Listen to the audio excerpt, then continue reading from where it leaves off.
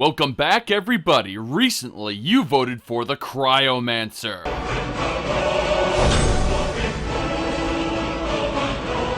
The blood chosen of Ariel, the Cryomancer is one of the last remaining uncorrupted snow elves in the world. Brandishing the ancient forgotten magics of the snow elf people and the land of Skyrim, she wields sword and sorcery to annihilate her foes and overcome all frost resistance. Tested on legendary difficulty with Revenge of the Enemies and Organized Bandits in Skyrim, so your experience may differ. Stay tuned after the character story for the mod list and character setup instructions. The Cryomancer begins the game with a full set of ancient Falmer armor, as well as an adept hood and a Stalrim sword. Entering combat automatically activates Frost Cloak, Frost Armor, and Runic Weapon. Frost Cloak causes consistent damage to nearby enemies. Frost Armor protects you, while Runic Weapon is persistent on your character. Any spell casts will cause your character to go into an enhanced melee state for 3 seconds. The amount of enhanced melee damage your character does is equal to your alteration skill. What this means is that if you have 20% alteration skill, you will deal 20% extra damage. 40 alteration skill will give you 40% extra damage. Ice Lance will be her primary attack in pretty much all things. Ice Lance will deal direct frost damage, and the enemy will also take a kind of bleeding damage over time. The first time Ice Lance levels up, you should put Arctic Grasp on it, so that any enemy you hit with it will lose frost resistance for 10 seconds. The second time it levels up, you should invest in Cold Snap. Cold Snap will cause it to freeze opponents. While the chance to outright freeze an opponent isn't very high, launching successive frost bolts will eventually make it happen, and you'll be glad it happened. The final perk you want your Ice Lance invested in is Shatter. Shatter will give it a chance to instantly kill an opponent while the opponent is frozen. When she isn't near an enemy, she makes great use of Frost Bomb. The target becomes a living bomb, and will explode several seconds later. Frost Bomb can be placed on multiple opponents, and any damage they receive will be shared amongst their friends. This kind of bomb chaining allows you to deal massive damage over a short amount of time to a group. But for the most part, Ice Lance combined with your sword is good enough. And because Frost Bomb will deal damage to you as well as enemies, you don't want to be near an exploding enemy. Your spell with the most potential is also the weakest from the beginning. Winter Woe creates a torrent of ice all around you. And while weaker enemies are quickly annihilated, stronger ones are hardly touched. You will notice that your health also suffers from being inside the Winter Woe. That said, Winter Woe can be enhanced with very particular abilities. For example, Exposure reduces all affected enemies' frost resistance by 50%. So while Winter Woe is active, you can just wail on enemies with frost bolts or anything else that you please. Hell, even your Frost Cloak will annihilate them quickly, because their frost resistance has just been cut in half. Finally, when you know melee attack is coming, you can use Glacial Fortress to protect yourself. Enemies will be unable to kill you, and will still suffer from your Frost Cloak while you're under the protection of the Glacial Fortress. Glacial Fortress lasts 10 seconds. The way it works is that Glacial Fortress initially has a 15-second cooldown, but you can use it a second time during that 15 seconds if you absolutely have to, at which point you'll be unable to use it for 3 minutes. You'll be able to specialize your fortress into Recovery, Recuperation, and Respite that will recover health, magicka, and stamina to 100% respectively while Glacial Fortress is active. The Cryomancer only knows one healing spell, and that is Divine Light. By the light of Ariel, she is not only able to heal, but the heal will grow stronger over time as it levels up.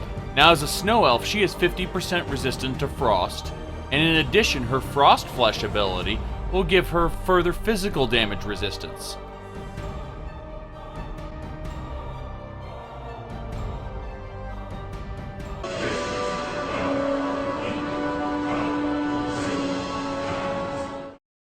An aspiring mage and prophesied savior in the mythic era, she has awoken in the 4th era. She has no recollection of what occurred during or after the final battle between the Atmorian invaders and her people. Now, waking up in Skyrim ruled by Nords, people she sees as Atmorians, she can only feel a deep distrust for them. It is this distrust that causes her to don her hood, to hide her face from random onlookers. This will not stop the Nords from sending random thugs and assassins after her, but at least it keeps her safe in public. As Ysgramor's 500 companions were responsible for the beginning of the wholesale slaughter of her people, in her mind, in fact, the legacy that they are honored at all, let alone glorified as warriors of Whiterun, disgusts her. Although the prophets of the Chantry revealed that she was the chosen of Ariel, said to carry his blood, she shirked those duties and refused the training of a proper Knight Paladin until it was too late.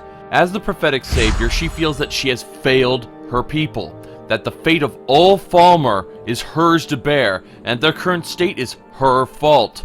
After enough adventuring, she'll realize that she has much to learn, and she will seek out Ferelda, Tolftir, and Colette in the College of Winterhold in order to grow stronger in cryomancy, alteration, and restoration. Doing so, she will eventually actually become the Archmage and deal with the Eye of Magnus, something her fellow kin were unable to do.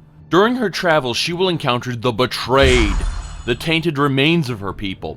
Although she takes no pleasure in killing them, she will do this out of a sense of duty, so that no one need remember them as the abominations that they have become. In time, she will witness vampire attacks, and that will drive her to join the Dawn Guard, after which her life will reach a crossroads. She will have a choice to either remain pure, as whom she believes at that time to be the last remaining snow elf in the world, or to become a vampire and ensure that the snow elves live on forever, with immunity to disease and greater strength. It is not a choice she will take lightly. Her powers as a cryomancer would go very well with vampirism, but her failed beginnings as a Knight of Ariel would demand that she remain pure and untainted. The fact that if she dies, she believes at this time that her entire race dies with her will weigh heavily on her heart and influence her decision. That decision she will stick with and never look back. After becoming Archmage and traveling across Skyrim, she'll begin to see the distinction between Nords and Atmorians, and her prejudice against Nords will begin to lessen. She will be able to take up more quests and things of that nature as that prejudice fades away. Over time, her adventures will take her to various places, and that's when the dragons start attacking. It is at that time that she is able to realize her destiny as the chosen, as the prophesied one of Ariel, to make up for her failures in the past, to save Skyrim from the return of the dragons. Dragonborn was always her destiny and is a crucial part of her character.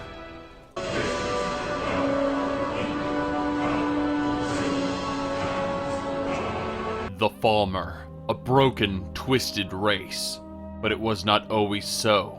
When Lorkhan created Mundus and Nirn was in its initial infancy, there were some ancient eternal spirits that gave themselves up entirely to Mundus, and they became the Earthbones, the ancestral forces of nature, and even the ancestors of the elves themselves.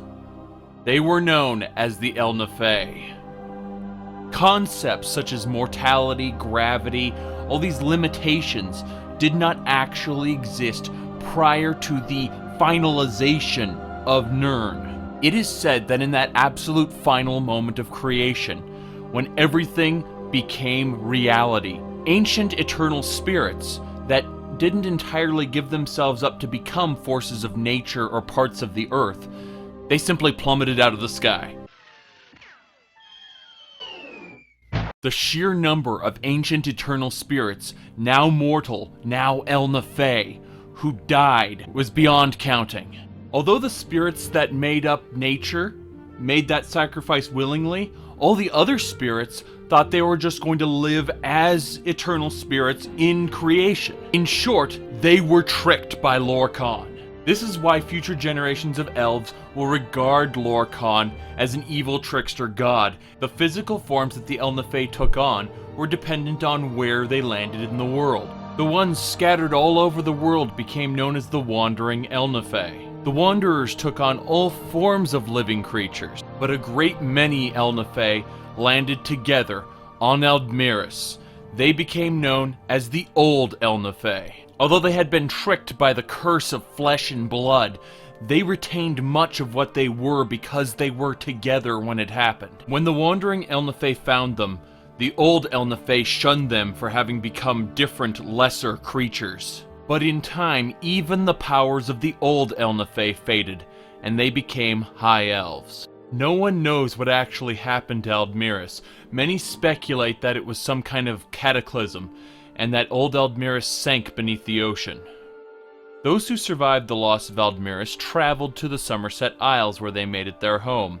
Many High Elves would return to the empty oceans where Aldmiris once was, but no one ever found it. The culture of the Somerset Isles became so grand and so diverse that eventually there were those who were inspired to go out and explore new areas.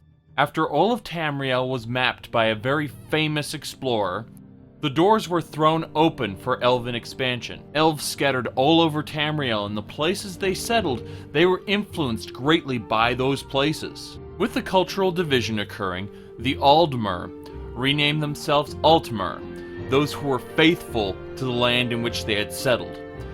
They seek perfection in all things, and they remained on the Somerset Isles. The first two waves of elven expansion happened simultaneously. Seeking to take advantage of the natural bounty and resources that Tamriel had to offer, the nature-loving elves went out into what would become known as Valenwood and the surrounding areas. They would become changed by the lands they visit and become Bosmer, wood elves. Next were the most dangerous and ambitious of the High Elves. They rejected many of the social principles by which the High Elves had established their culture. While still worshipping the Aedra, translated our ancestors, what we know as the Divines, they also worshipped Daedra, not our ancestors, and made pacts to allow these Daedra into Tamriel to bolster their power. Normally, these individuals would have been labeled as warlocks and executed under the Somerset laws. However, they took advantage of this age of expansion and went out into what would later be known as Cyrodiil. This frightening band of elves were known as the Ayleid, the Wild Elves. Their empire would actually occupy much of Valenwood as well as High Rock and Hammerfell. However, that is a topic for another time. The important thing to know is that they nearly conquered the world. Understanding all too well the ban on Daedra worship and the effects it had on the people living there who actually believed in the Daedra, a certain subset of elves believed in Azura, Boethia, and Mephala. This group of elves sought to leave the Somerset Isles forever. They were going to set sail across the ocean. However, Trinimac, who was the Knight of Ariel, a god in his own right, he attempted to stop these elves whom he believed were led by a false prophet, led astray from the true faith. Now, before he could stop these elves, Boethia confronted him. She defeated him, and this part, I'm not joking, it's not a figure of speech. She literally ate him and then pooped him out as Malakath. His followers were transformed into Osmer, or orcs. Her followers were transformed into Chimmer, or changed elves. Persecuted for their new appearance, the orcs fled the Somerset Isles going north, and the Chimmer were allowed to travel east. While the orcs did their best to disappear into history, the Chimmer landed on what would become Morrowind. Later, because of the Tribunal's betrayal, Azura would curse their entire race to become Dunmer, Dark Elves, but that's a story for another day. It's not known exactly how the Dwemer, or dwarves, came to be, but they worship no gods other than their own strength. With prowess in smithing, enchanting, and magic, they created things far beyond even modern-day standards. It was discovered they had technological fortresses underneath all of Tamriel, although the main access points were in Vardenfell Island of Morrowind and in Skyrim. However, there was another group of Altmer that was also dissatisfied with living in the Somerset Isles. They believed in the same gods as the Altmer. They had the same pursuit for perfection. However, they did not believe in the class-based system that the Altmer had set up. This class-based system defines your worth and abilities before you even have a say in it. And it was that principle of freedom that drove them to make an exodus from the Somerset Isles. They took roughly 20% of the population of the Somerset Isles with them, the largest departure since the beginning of the exodus to Tamriel, where the other elves found the northern lands to be inhospitable and not worth their time. These Aldmer knew their perfection in magic would allow them to adapt the land to their needs, that no climate could overcome them. But indeed, like the other races of Myr, they found themselves changed. They became Falmer, snow elves. Now, aside from an extreme affinity to the cold and a slightly different appearance, there was no systemic difference in culture between the Falmer and the Altmer. They both had the same religious fervor toward the divines. They still had the same dedication in everything they did, from smithing to artwork to construction. With their superior aptitudes and attitudes, they swept across Skyrim and colonized it for their own. Within a few short generations, nearly all of central Skyrim began to look like a snowy version of the Somerset Isles. An oasis of supreme elven architecture, a renaissance of magical foundries, a paradise hidden within the snow. However, as with all paradise, it must eventually come to an end. In time, from the continent far to the north known as Atmora, the Atmorians would come. Almost all Nordic tradition has been handed down from the Atmorians that settled Skyrim. And in the beginning, there was peace between the Atmorians and the Snow Elves, and the reason is because the Snow Elves saw the Atmorians as such lesser creatures that they didn't even bother interacting with them very much. The humans would end up settling in all the areas that the Snow Elves were not present in, especially in northeast Skyrim. Although buried beneath the earth now, Sarthal was the largest Atmorian city on the face of Skyrim, and the Snow Elves began to notice the abnormally high birth rate of the Atmorians, something akin to rodents in how they multiply rapidly despite being lesser creatures. The Snow Elves still considered themselves a right and moral people. As a result, when they realized that the Atmorians were actually going to become a power in Skyrim, they initiated dialogues in order to join their two peoples in a somewhat distant but solid friendship. The Atmorians, who had already had their share of war in Atmora, were wary of the Snow Elves initially, believing that they would be attacked. However, this declaration of peace put them at ease for the first time since they arrived in Skyrim. The Snow Elves genuinely believed, along with the Atmorians, that there would be peace. However, when the Snow Elf emissaries arrived in Sarthal, there were highly trained mystics among them, and those mystics divinated the location of the Eye of Magnus beneath Sarthal, a complete shock to the Snow Elf people. When Magnus departed this world, he left behind several artifacts, but the biggest impact he had was he tore a hole through into Aetherius, and that hole is known as the Sun. Through it, Magicka pours into our world. Although Mundus was created by Lorkhan, Nirn's architect was Magnus. In short, the tools of Magnus were the tools used to create the planet itself. And for the more unscrupulous people, such as Daedra worshippers, they could actually be used to unmake the planet. The Snow Elves could not risk having this artifact in the possession of a lesser race. The unenlightened attempting to use it could cause terrible damage to the world. The Snow Elves also realized that other similar artifacts may exist in other parts of Skyrim, just waiting for a lesser race to pick them up. It was with a heavy heart that the Snow Elves made their decision. The Snow Elves began the systematic eradication of the Atmorian people. This would be known as the Night of Tears, when Sarthal was burned to the ground. Although the Snow Elves knew the approximate location of the Eye of Magnus, by the time they had tunneled deep enough to even begin to look for it, it was too late. Although grievously wounded during the Night of Tears, the legendary Atmorian warrior Ysgramor was not killed. He was fully recovered by the time he had sailed home to Atmora, only to discover that the Civil War had ended and Atmora was united once again. He stood before the united peoples of Atmora and explained how the treacherous elves had betrayed their trust and killed them all. Enraged, 500 companions, the strongest North-forged Atmorians, traveled south to Skyrim with Ysgramor. When initially making their decision to wipe out the Atmorians, the Snow Elves took into account the strengths of the people and the number of the people. What they didn't realize was that they had seen women, children, farmers, and hunters, not seasoned warriors. Every member of the 500 companions were veterans of the Civil War, forged in the North with a level of brutality that the Snow Elves couldn't even begin to fathom. The skills and prowess demonstrated by the Atmorian forces was the stuff of legends, unit tactics never seen before.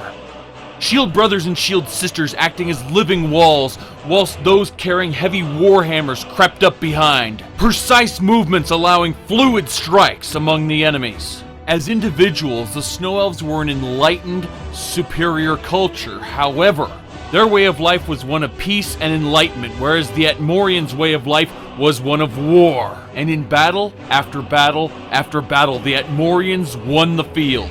With minimal losses on the side of the companions, the Snow Elves were now facing extinction. Giving up the Skyrim mainland entirely, the Snow Elves flee to the island of Solstheim, where they encounter the Snow Prince. A nearly unstoppable Snow Elf warrior. It said his movements were like that of the wind. His speed, physical strength, and power over cold were all far beyond that of a normal Snow Elf. More of the companions died to his hands than those of his entire race put together throughout the duration of the war. Although he never sought leadership, it was thrust upon him, and he was a most beloved leader of the Snow Elf people in their final days. The Snow Elf people were certain that this man was sent to them by the Divines to be their savior, and for some time it looked like the Snow Elf kingdom of Solstheim would endure. Although the Snow Prince appeared all-powerful on the field of battle, he was not invincible. What killed him was not the strength of his enemies, but the weakness of his heart. He had just killed a female member of the companions on the field of battle, and he could not bring himself to kill the child next to her. That child took up her dead mother's sword and ran him through. That was the day that the Snow Elf civilization came to an end. The Atmorian companions wouldn't rest until every Snow Elf was dead. The Snow Elves had no choice. They turned to the Dwarves for help. The Dwarves had been aware of what was going on, but they turned a blind eye to it. The Dwarves agreed to shelter the Snow Elves, but not to share their technology. In order to ensure that their technology could never be copied, they demanded a hefty price, and that was the blinding of the Snow Elf race. They forced them to eat a special toxin from Blackreach that would temporarily blind them, and the idea is that as long as they stayed under the dwarves' protection, they would remain blind. They didn't realize at the time that it was a trap. The blindness was permanent and passed down their lineage. Once they were under the dwarves' protection, they would never be allowed to leave. They were a slave race. Nobody knows exactly what transformed the noble race of Falmer into the grotesque creatures they are today. Some say it was being fed the toxin over and over and over for generations. Others think that the Dwemer did experiments on them, trying to sculpt life. As the dwarves diverted their eyes away from Skyrim to focus on their home in Morrowind, which was under attack by the Chimmer, that is when the Falmer rebelled, relying on the senses of sound, smell, and some kind of sixth sense in order to accurately determine where things are. The Falmer no longer needed their eyes. They rebelled openly, and there was a civil war underneath Skyrim. The blended race, descendants of the Atmorians and the Cyrodiilic Needs, produced a new race, Nords, and they knew absolutely nothing of the war that took place under their feet. In the final days of the rebellion, when it seemed like the Falmer would gain dominion over all of Skyrim's underground, the dwarves suddenly vanished. The twisted abominations, several generations removed from the Falmer we once knew, have lost all of their culture, all of their history, and most of their intelligence. They are now a brutal, savage, mutant race that seeks to get revenge on all surface dwellers. The Nords believe the Falmer to be extinct. The few who see them underground don't see them for long.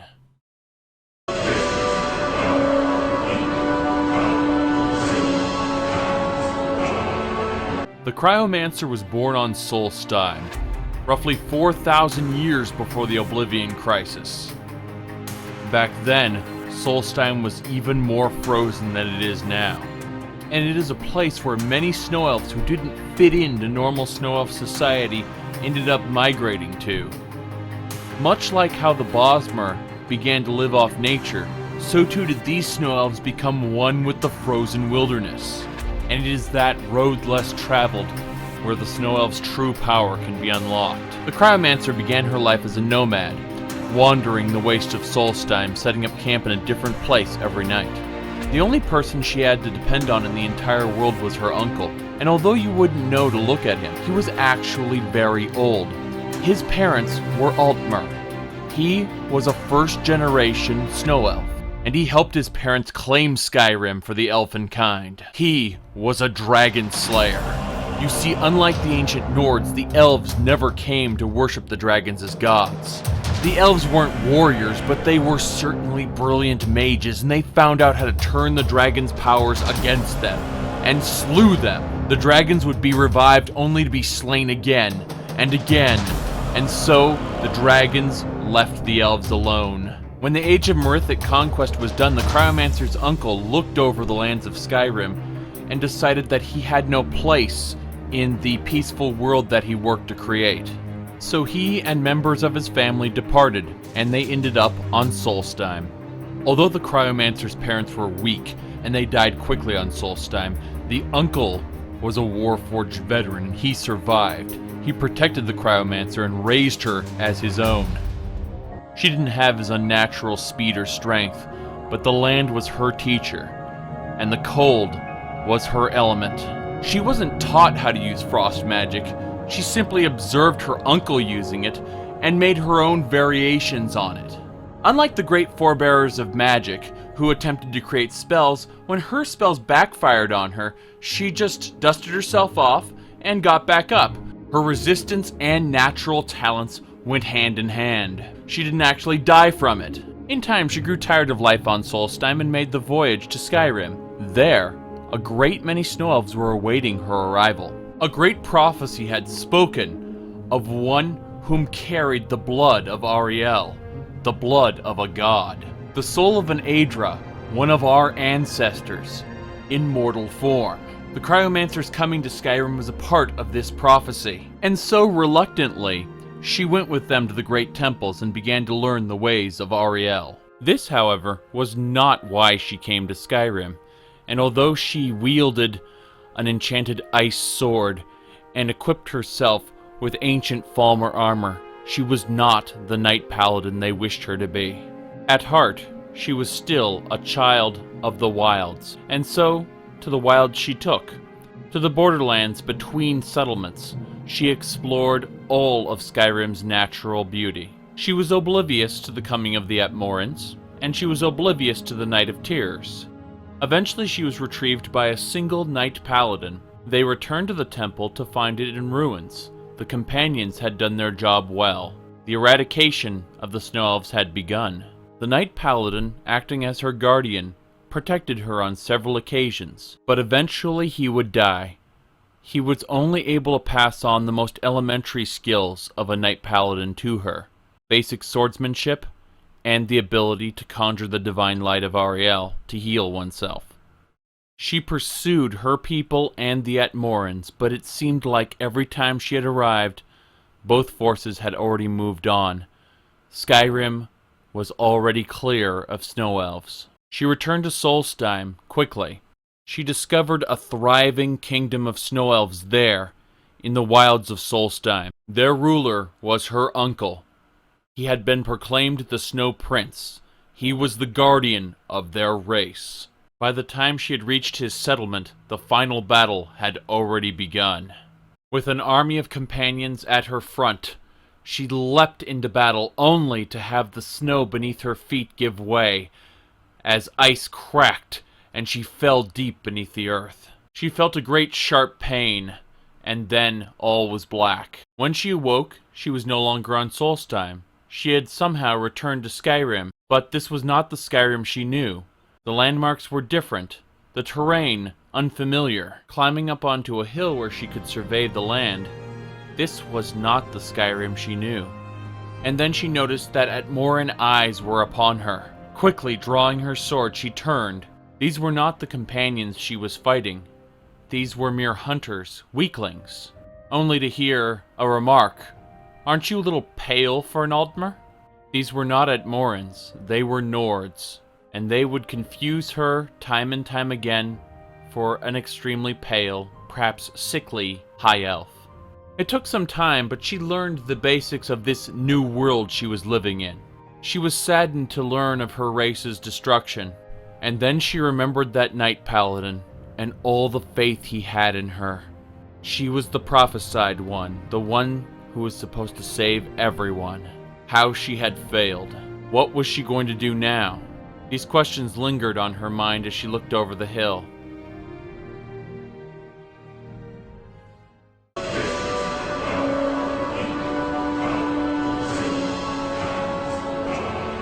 This is a listing of the mods used in this build. The first set are the required mods to get the same effect, and the second set are the recommended mods. This video assumes that you have the mods and programs inside of the Common Mod Index, aka the Common Foundation. Click on the left video to watch that right now. For any additional mods not listed here that you might be interested in, check out my Ultimate Mod Codex for Skyrim. That's the right link. About 80% of your Cryomancer powers are going to come from this mod.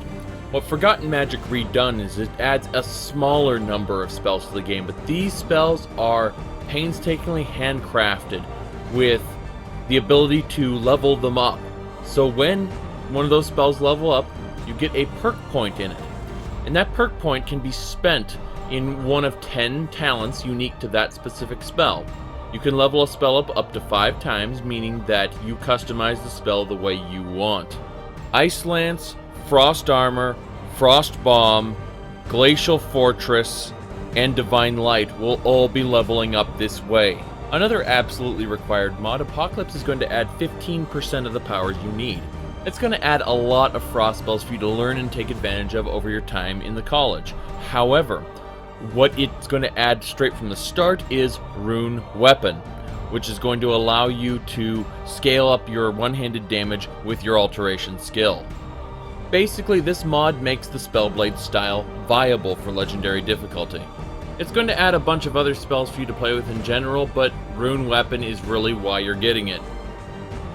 This video wouldn't exist without this particular mod. This mod adds the ability to play a Snow Elf race, and yes, there is another Snow Elf race out there, however it doesn't have female compatibility, this one does. Aside from looking slightly different, you'll have a 50% damage reduction on incoming frost damage. Additionally, you will have a slight bonus to your archery skill, and you will have the Frostskin ability, which will allow you once per day to increase your armor. Normally, you are unable to block while dual wielding or wielding a spell and a weapon. In order to better support the Spellblade style, we are giving this character a special keybind they'll be able to press to initiate blocking mode, regardless of their current equipment state. This will neither interfere with your ability to hack and slash, nor your ability to cast spells. You'll be able to slash, cast spells, or block on a whim. Once again, we'll be using the Perkus Maximus overhaul, and while I was tempted to go with a different overhaul, there really is no question for the Cryomancer, because the perks leading up to the destruction tree, ultimately accumulating in Cryomancer's contract, give you the ability to overcome enemies' frost resistance. Eventually, it reaches the point where you're doing bonus damage to enemies that are frost resistant. You don't need to worry about that no starting spells mod, because that's going to be handled by Skyrim Unbound. Yeah, we're using that instead of alternate start live another life for this one. We're actually going to be starting your character on the Winterhold Pale border with no spells or starting equipment. We'll be outfitting your character in the character setup portion instead. We're going to be taking advantage of the Copy Armor mod in order to give you that Adept hood, but still have it considered light armor for the sake of light armor perks. And as par for the course, we'll be making a couple minor tweaks to your character in Skytweak. Keep in mind, if you're using Perkus Maximus and Forgotten Magic Redone or Apocalypse, you need to download the appropriate patches for them in order for them to be able to take advantage of the Perkus Maximus perks. Otherwise, this build will be systemically broken in terms of its scaling and powers. And when I say broken, I don't mean in a cool, overpowered way either.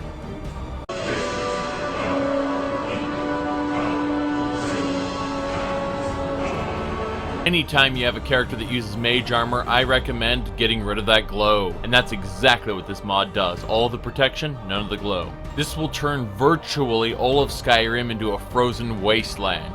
It feels very natural and very right. The only drawback is that it removes almost all of the flower bushes and whatnot from the game. Everything is dead or frozen. So, simply put, alchemy is not viable. You have to instead buy your ingredients or buy full potions off of vendors, and I recommend doing that anyway. This character isn't an alchemist, so it's a non-issue. Now, I know there are some among you whose heads are going to jump.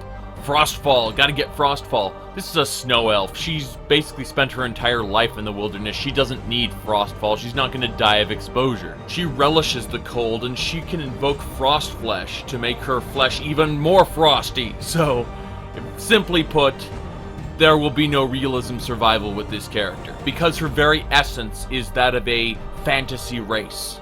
If you decide to go vampire through Dawnguard, you're definitely gonna want better vampires and royal bloodline. They will enhance your overall vampire experience.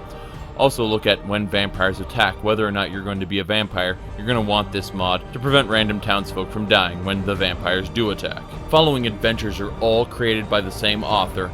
They all add new powers and abilities you can gain, but they are thematically similar to the Snow Elf, in the sense that Dwemertek is going to help you deal with the dwarves who left. Spectreverse is going to help you deal with the Magna G, the followers of Magnus. And finally, for that inner Dragonborn, Thunderchild is just the best mod to learn new shouts. Next, we have the difficulty mods. First and foremost, we have Enemy AI Overhaul, Revenge of the Enemies. This can be uninstalled or reinstalled as you see fit, and won't really mess up your game. That's fine. As for the other three, once installed, you don't want to uninstall them. They also make the game very difficult in their own ways. In other words, wait until you feel that you've established your character well enough and that the game is starting to get a little bit boring, and then systematically install them one by one. Organized Bandits in Skyrim is going to do just as its name implies. It's going to organize the bandits. There's going to be bandit archers, bandit mages. They're going to have better AI. They're going to actually interact with each other. There are different gangs and types. There are afflicted bandits that vomit on you, and just so on, so on, so on. There's an option to enable bandit patrols. You know the way the guards say it's been too long since a good bandit raid? Well, bandits will actually raid towns, and people will die, so just be prepared for that if you enable that option. I don't recommend it personally. Dragon Combat Overhaul just makes dragons less stupid, gives them a few more powers to work with. And finally, Sands of Time. I only recommend this for an end-game player, someone who has reached their pinnacle. They're basically getting bored of the game. What it does is it makes Skyrim want to kill you. Assassins, thugs, all kinds of people want you dead. The reason I'm recommending this for the Cryomancer is because the more fame this character gains, the more people realize, holy crap, there's a snow elf left alive, it's a trophy we need to get, or by the honor of our ancestors, this snow elf must die. And the more good you do in the world, the more of a negative backlash is coming against you, an effect of being who you are. Again, I do not recommend you start with these on, but rather enable them slowly over time, top to bottom. Now, speaking of tops and bottoms, these mods are not actually recommended. In fact, I recommend you do not use them. However, I did use them while I was testing. So, CBBE is perhaps the worst female body out of the female body mods. You can go ahead and set it to never nude in the options, but by default it is nude. The HDT physics extensions are harmless on their own. What they do is they actually add HDT physics so that characters and equipment can be manipulated by them. This is where HDT physics really went astray, and it just makes the breasts and butt bounce as a result of HDT physics. Finally, these physics really only occur when you have armor that is set up to take advantage of them. This converts all the armors to HDT physics. Keep in mind, if you are planning to use a never nude option, you're going to have to go ahead and load CBBE after the HDT physics enabled armor. And the reason for that is because the HDT physics enabled armor will actually make it nude by default as well. You can imagine my joy to discover this while I was live streaming.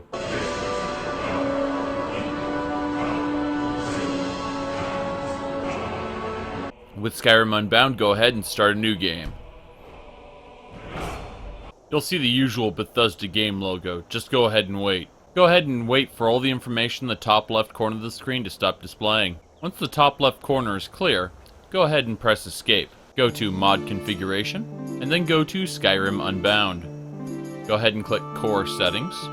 For your outfit, go ahead and select Rags. When Rags is selected and Allow Rags is checked, you will basically have no gear. That is a good thing. Set headgear, weapons, and coins to nothing. Also, set spells to nothing. For dragons, go ahead and click No Dragons for now. For Dragon's Souls, go ahead and check Non-Dragonborn. There is a method to this madness. Next, select Non-Dragonborn Shouts, meaning that when you walk up to a word wall, you will automatically unlock that shout. When you've finished your initial phase of exploration on your character, you'll go back to this mod configuration menu and select Walls and Spawns, as well as Dragonborn.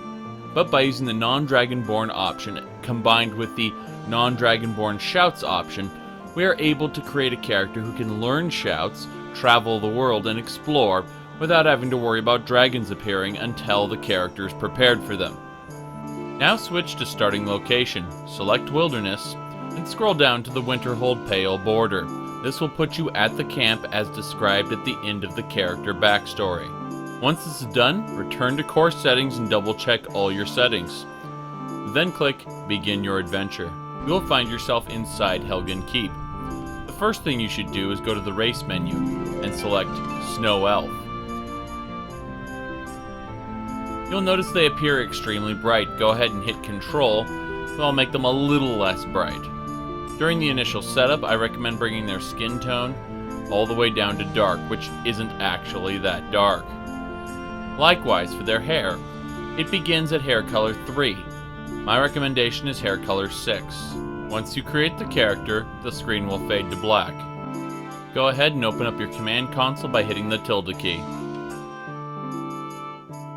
Next, go ahead and type player, period, add item, space, 10DD3C, space 1. It is adding the item code and is adding one of that item. As you can see, an adept hood has been added to the character. Now, go ahead and type help, and in quotes, type ancient, Falmer, boots. Now it's going to give you 3 item codes. The Reforged and Warforged ones won't work properly with your character unless you have the specific perks, so go ahead and disregard those, and go with the regular Ancient Falmer boots. Now the reason we typed help was in order to determine what the mod code is. In this case, the mod code is 03.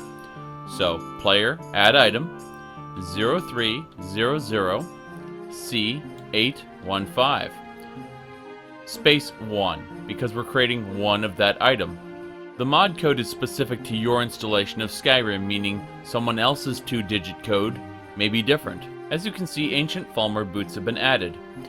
Now, go ahead and execute the following codes displayed on the screen, replacing XX with what your mod code is.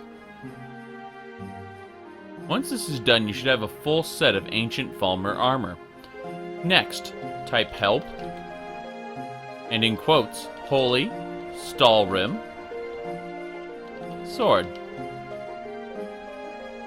Only one item should come up. Go ahead and player, period, add item. The mod code in this case is 07.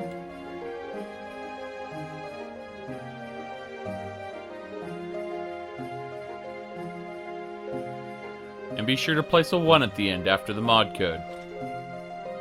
Go to your inventory menu and go ahead and equip the Ancient Falmer boots chest piece, and gauntlets, but do not equip the crown. Instead, equip the Adept Hood. Now, exit the menu, and your appearance should look like this. Go to Copy Armor. Before we go to Control Armor, go to Settings first. Uncheck Copy only of class matches and tempering amount. Check Copy Light Heavy, and go ahead and force to Light Armor. Next, go to Control Armor. It's going to say, Set Worn Armor's Transmogrify. That's what it's going to change. Go ahead and do it. You go to Info, you can see now that it is changing this following gear based on nothing. Exit the mod configuration menu, go back to your inventory. Select the Ancient Falmer crown. Going back to Copy Armor in Control Settings. Now under Control Armor, go ahead and click on Helm. The result is that it copied the stats from the Ancient Falmer crown into the hood. Now the Adept Hood is considered light armor. From a role-playing perspective, you're merely wearing your Ancient Falmer crown underneath the hood. But from a mechanical perspective, all of the perks that rely on you having a full set of light armor are now in complete effect, regardless of the fact that you're wearing an Adept Hood. Now let's get your character's powers in order. Go ahead and return to the command console and type Player, add spell, 3A-E-A-2. This will add the Frostcloak spell. The next spell we're going to add is 2-0-4-C-4. This will add the Frost Atronach spell, which will act as a tank for you in the earlier levels when you're unable to tank for yourself. Next, type Help, and in quotes, Akato's Recital. Go ahead and note the first 2 digits, which is the mod code, and add the following spells. Player, add spell. Using the mod code that was displayed to your Skyrim via Help, go ahead and enter the following codes. Next, type Help, Forgotten Magic, Frost. In quotes. Go ahead and use the mod code and enter the following codes.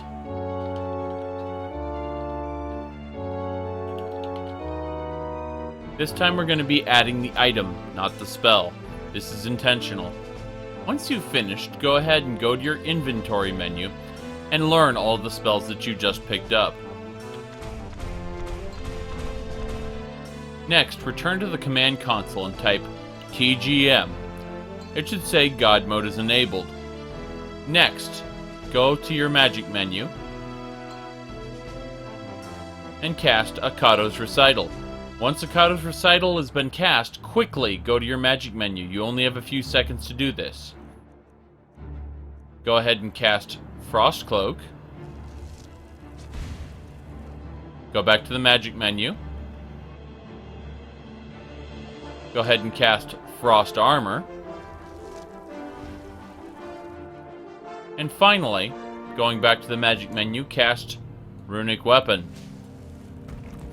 It should say in the top corner, Meta Magic Ritual complete, 3 out of 3. If it doesn't say 3 out of 3, go ahead and repeat the process, casting Akato's Recital again. However, if it is 3 out of 3, you're golden. Go ahead and type TGM to deactivate God Mode. You will not be needing it any further for this character. When entering combat, Akato's Recital will automatically activate, casting these 3 spells for you. Next, go to Mod Configuration and set up your dual-wield parrying key. I recommend setting it to F because it's close to the WASD keys. However, you should set it to whatever is easiest for you. Next, go to the SkyTweak Mod Configuration menu. Go ahead and select Experience. And under Experience, go to Illusion, and set Illusion down to 0.2. You will only earn 20% of normal Illusion experience, meaning that your character just is naturally inept at using Illusion. However, for Destruction, go ahead and increase that to 1.2, meaning that your Destruction levels up 20% faster. Go ahead and repeat this process with Alteration and One-Handed Weaponry, because those are the skills to which your character excels at. Everything else your character is mediocre, except for Illusion in which the character is simply inept. For the carry weight per level, I'm recommending 10, but you can set it to whatever you want. The default is 5, but on some characters like the Life Taker, I'm generous and I set it to 15 or 20. But in this case, 10 just seems to work. By default, Skyrim travels at 20 times real-world speed. I recommend bringing that down to 8, but that's merely personal preference. I like the days taking a little bit longer. That said, do not bring it below 5 or it will break quests. At this point, go ahead and save your game, as your character is complete. At this point, I recommend assigning your Holy Stalrim sword to your favorites menu.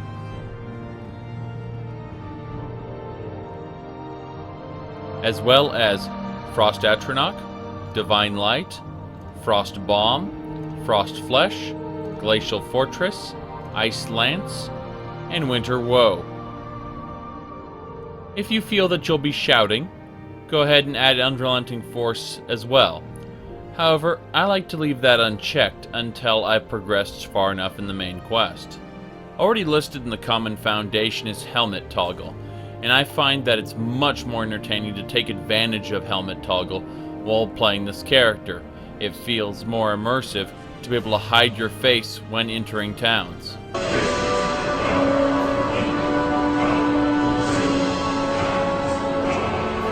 So in terms of perks, you're going to want to jump right into Destruction. Right off the bat, you're going to want to get ambitious methods that will cause your Destruction spells to scale with your Destruction skill level.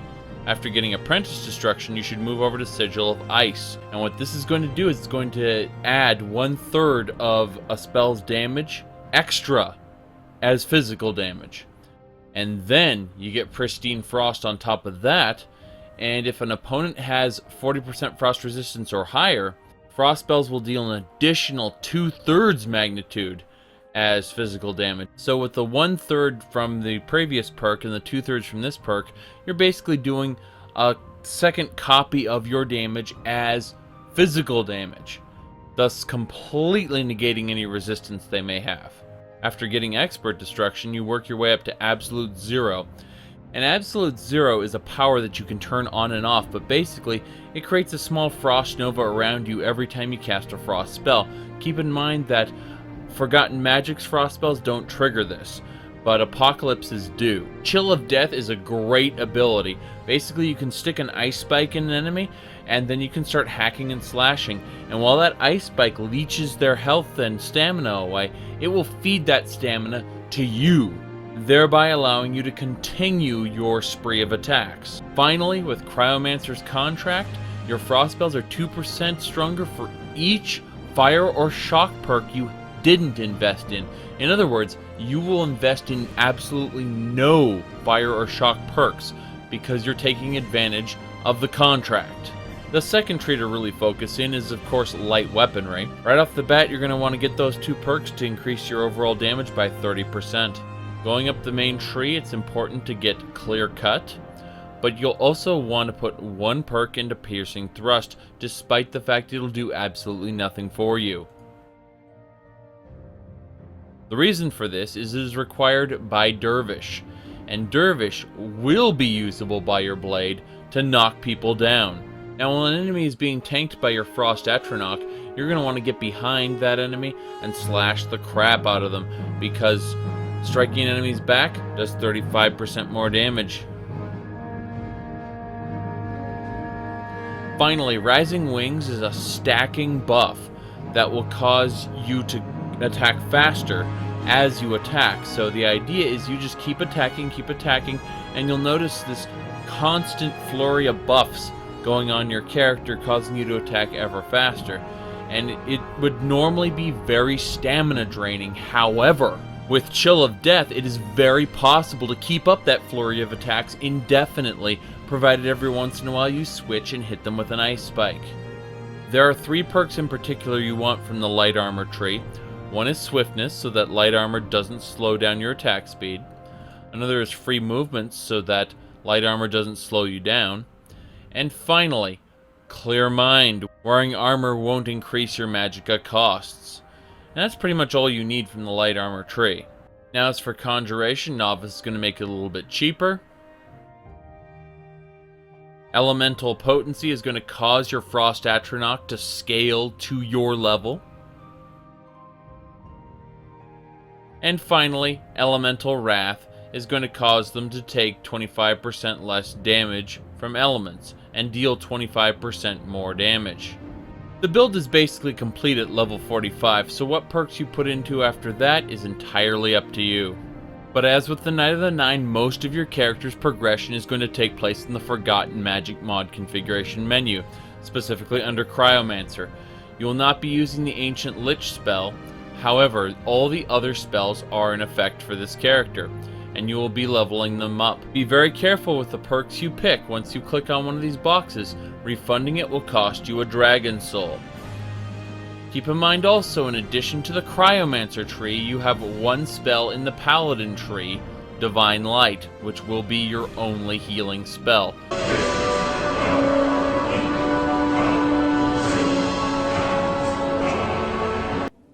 People have actually been asking me for a while now to do a Spellblade, so I kind of saw the potential in the Cryomancer with Forgotten Magic. And I know I received a lot of requests to do the Cryomancer.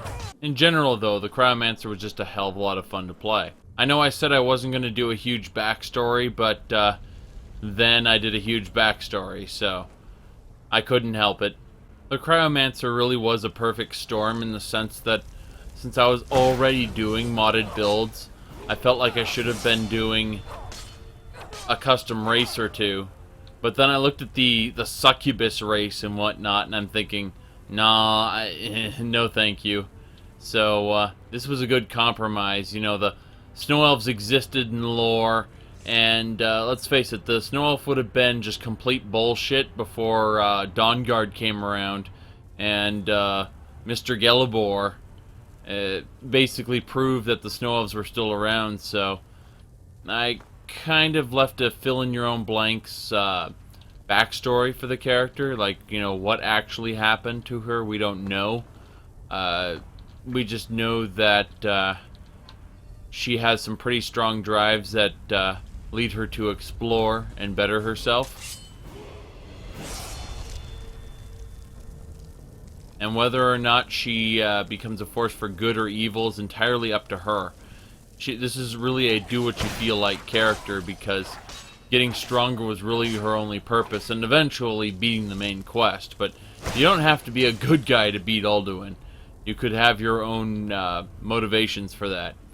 Rather than saving the Nords' souls, it could be as simple as taking Alduin's soul, which you can't actually do, believe it or not, but, you know, it's a role-playing aspect anyway.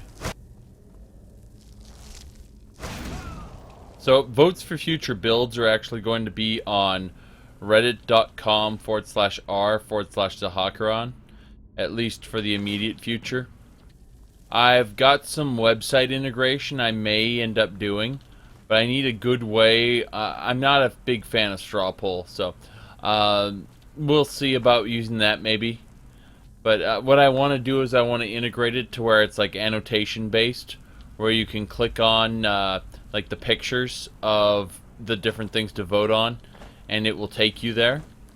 But that's something that, again, has to be integrated with my website. So it's kind of interesting. Okay, I don't like that cursed drugger. I don't like him at all, considering he's shooting ice spikes at me. Let's see here. Alright, we'll toss a winter... Oh, god damn it. Well, that very nearly killed me.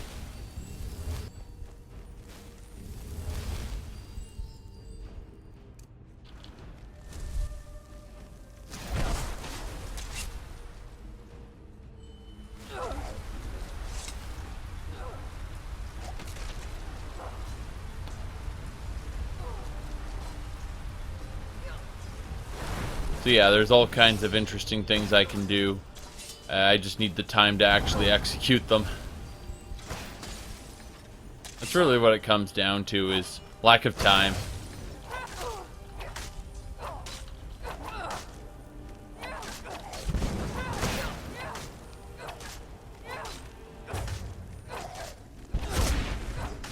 Alright. Chopped him. Oh my god. Another guy. Knock down the Death Lord.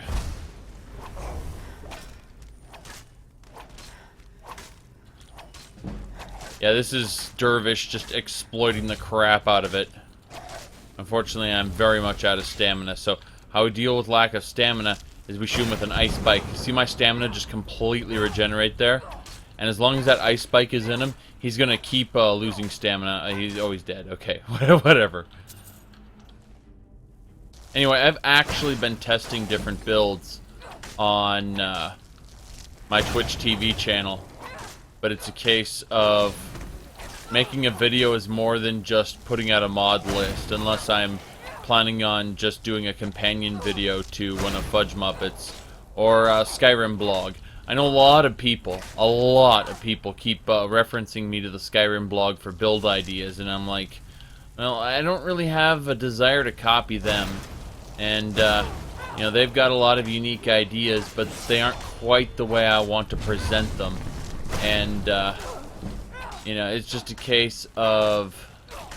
So yeah, I draw inspiration from a lot of Fudgemuppet stuff, but, yeah, I'm not trying to copy their builds. I may do a companion video every once in a while.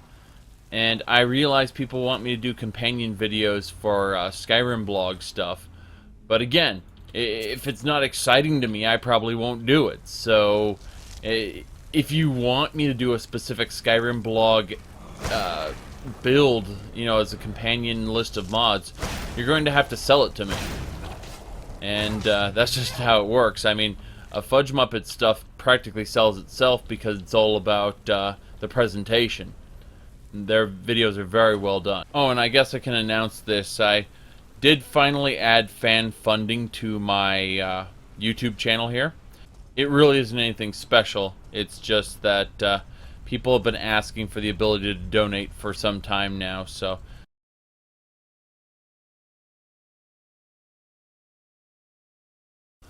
crap. Cursed... oh my god. Did I just die?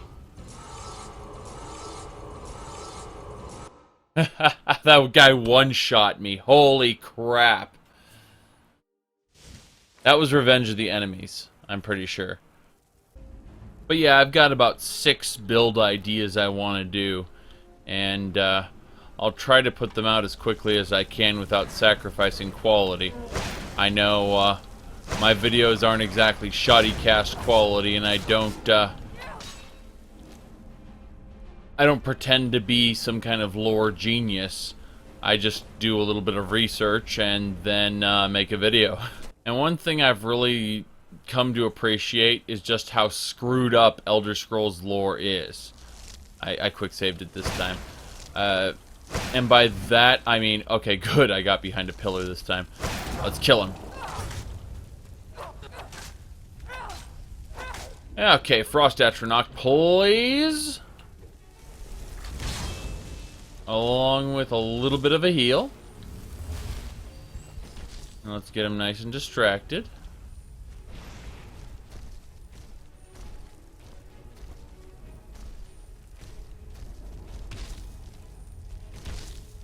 He turned my Atronach against me. Oh my god, what kind of monster is this? I mean, I know everyone who's played Skyrim has played that generic Dragonborn, and pretty much everyone who's played Oblivion has played that generic hero as well. So it just comes down to the same thing over and over and over. And that's not exciting. It's why character builds are so awesome. The untapped potential they have. Come on, come on. Ice Spike, yes! Okay.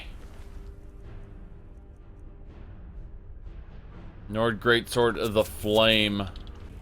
But yeah, I mean, my first build was the Knight of the Nine, who was a flat-out hero's hero.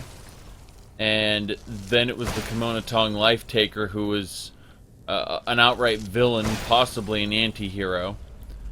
And then I moved on to, well, I did Fudgemuppet's Stalker build, but I don't really count that. So, this will be my third official build. kind of crazy, a Draugr that summons other Draugr. And then the firebolt kills me again. I just do not like fire. Wait, I'm not dead. I'm very hurt, but I'm not dead. Where did I end up? Did I go? I went downstream, okay. That was an interesting little trip. I think he knocked me behind the word wall.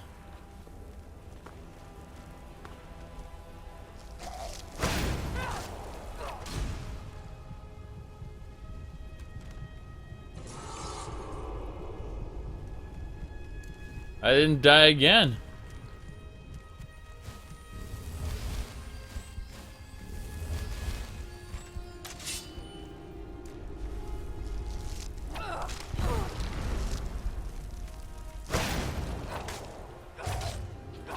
Okay.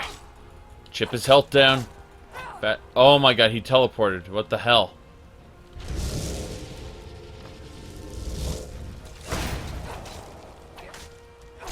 And I got him.